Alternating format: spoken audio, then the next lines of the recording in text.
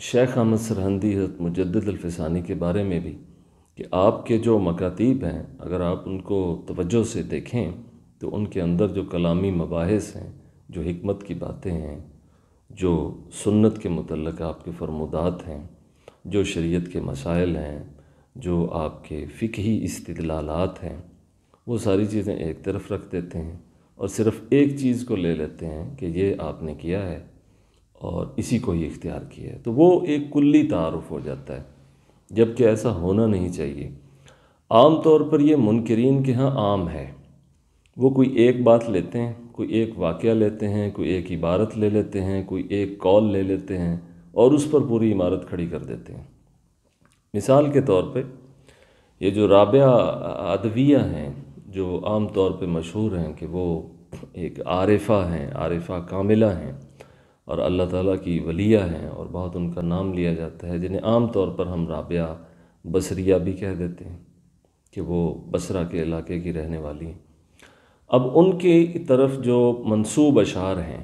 اور وہ عربی زبان میں پڑھے جاتے ہیں، پڑھائے جاتے ہیں، بلکہ بہت سارے جو نغمہ گانے والے ہیں انہوں نے بھی ان کو اپنے نغموں کے اندر اسی طرح سے گایا ہے جیسے ہمارے ہندوستان کے اندر قوال حضرات تصوف کے موضوع پہ بہت کچھ پڑھاتے آئے ہیں۔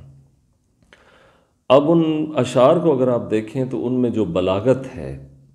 معانی ہے، مفاہیم ہیں، اور دوسری طرف دیکھیں تو جو آئی کیو ہے، جو اپروچ ہے، یا جو حب الہی کا جو ایک انہوں نے اپنے جذبات کا اس میں جو اظہار کیا ہے وہ بے مثل ہے۔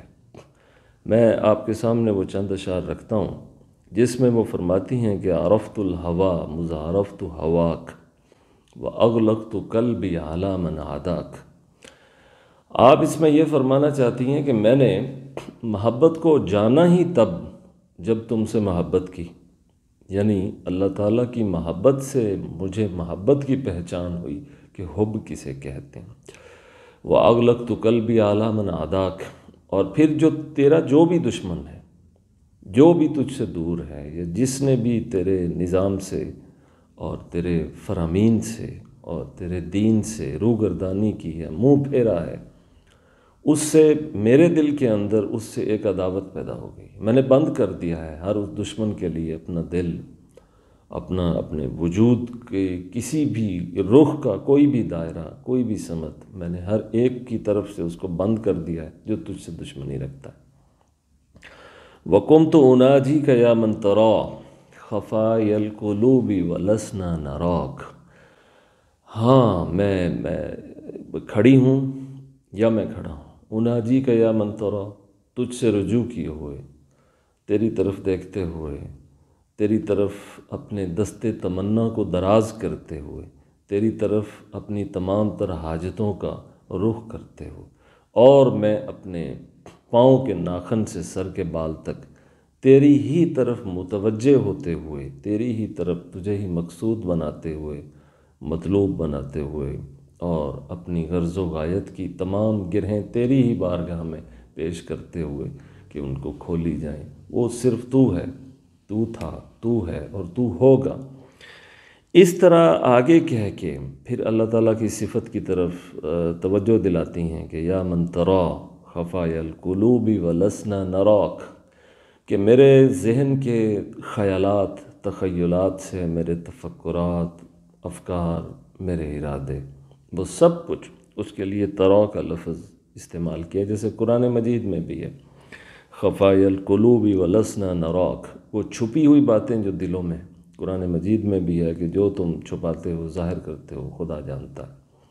خفایا القلوب ولسنا نراک، ہم نہیں دیکھتے، ہمارا دیکھنے میں اور اس کے دیکھنے میں کیا مناسبت ہو سکتی؟ زمین آسمان کی بھی کہیں تو مناسبت نہیں۔ وَلَسْنَا نَرَاكَ، ہمیں نہیں پتہ،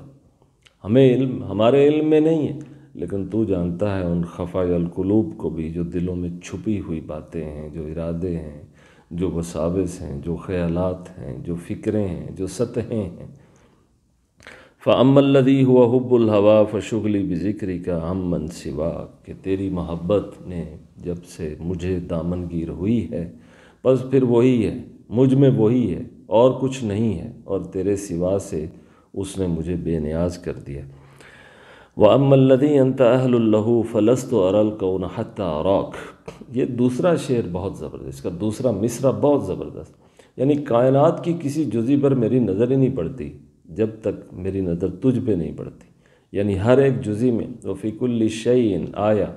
لَهُ أَنَّهُ وَاحِدٌ أَحَدٌ صَمَدُ۔ یہ اس کا ایک عملی پہلو ہے، یعنی میں کسی بھی مظہر کی طرف دیکھتا ہوں دیکھتی ہوں تو اس میں تیرے انوار، میں تیری تجلیات، میں تیرے ارادے کو دیکھتا ہوں، جو کچھ تو نے قضاء و قدر سے مقرر کیا ہے میں اس کو دیکھتا ہوں، یعنی میں کائنات کو نہیں دیکھتا بلکہ اس کائنات کے اندر جو کچھ بھی دیکھتا ہوں پہلے میں اسے تیری نشانی کے طور پہ دیکھتا ہوں، جیسا کہ قرآن مجید میں بھی افلا ينظرون الى الابل كيف خلقت وإلى السماء كيف رفعت وإلى الجبال كيف نصبت وإلى الأرض كيف سطحت۔ تو جو کچھ قرآن مجید میں ہے ان صوفیاء نے قرآن مجید کی ان تمام آیات کو جو توحید پر ہیں، جو اللہ تعالیٰ کی شان پر ہیں، جو اس کی عظمت اور کبریائی کا بیان ہے، ان کو شعروں میں ڈھالا ہے، اور کس قدر بلاغت کے ساتھ اور کس قدر استعارات کے ساتھ، تمثیلات و تشبیہات کے ساتھ ڈھالا ہے، کمال کر دی۔ تو حضرت رابعہ کے بارے میں جو ہمارے ہاں ایک تاثر ہے، جو تعارف ہے، وہ دو چار واقعات مل جائیں گے، اور منکرین کے ہاں وہ تو اس بات کو سرے سے ہی ایک طرف لگا دیں گے کہ انہوں نے اس طرح کی ایک خاتون ڈھونڈی ہوئی ہے کہ جن کو یہ کلندروں میں شامل کر دیتے ہیں کہ وہ نصف کلندر ہیں، یا اس طرح کی گھسی پٹی باتیں۔ آپ ان اشعار کو پڑھیں، آپ کو پتہ ہو کہ یہ ایک عالم، حتیٰ کہ وہ جو عربی زبان کا عالم ہے، جو عربی نحو، بلاغت، معنی اور لغت کے علوم سمجھتا ہے، اس کے لیے بھی اس کو سمجھنا آسان نہیں ہے، یعنی یہ بڑا مشکل ہے کہ وہ ان اشعار کے اشارات کو پورے طور پہ سمجھ سکے اور بیان کریں۔